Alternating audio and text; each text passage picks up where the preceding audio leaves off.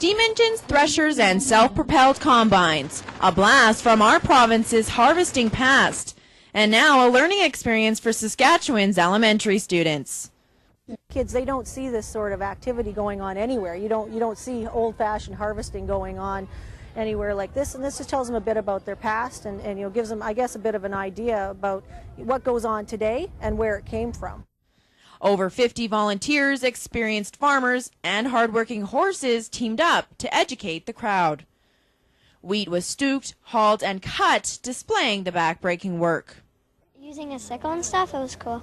Seeing the combine and seeing the horses.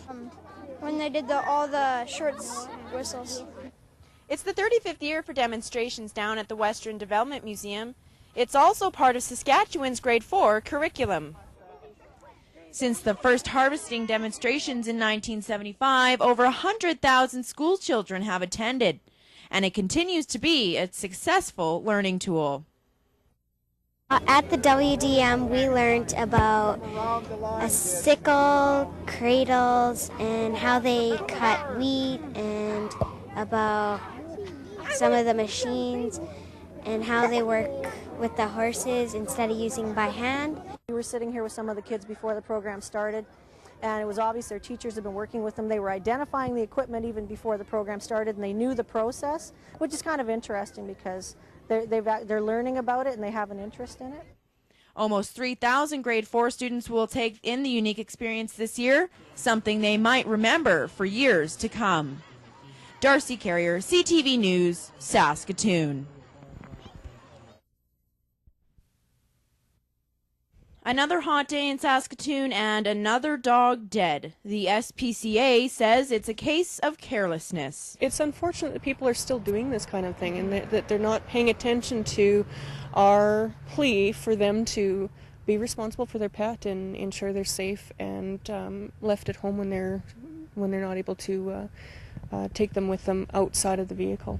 On Tuesday, temperatures hit the low 30s, but inside a car it would have been much hotter, as much as 48 degrees. Enough to kill a dog in minutes.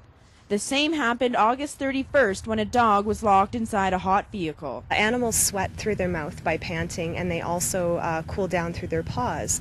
And if the upholstery inside your car is too hot, it's going to be impossible for them to regulate their body temperature.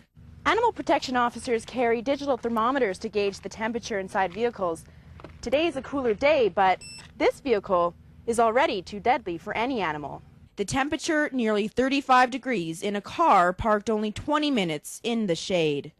The SPCA says the fines for animal neglect may not be high enough and believes they should be reevaluated. Penalties are far too minimal.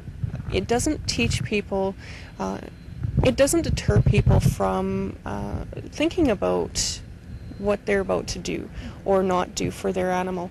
The SPCA is pleading with the public to have more consideration for their pets.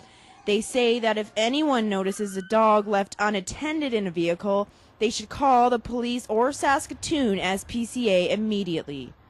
Darcy Carrier, CTV News, Saskatoon.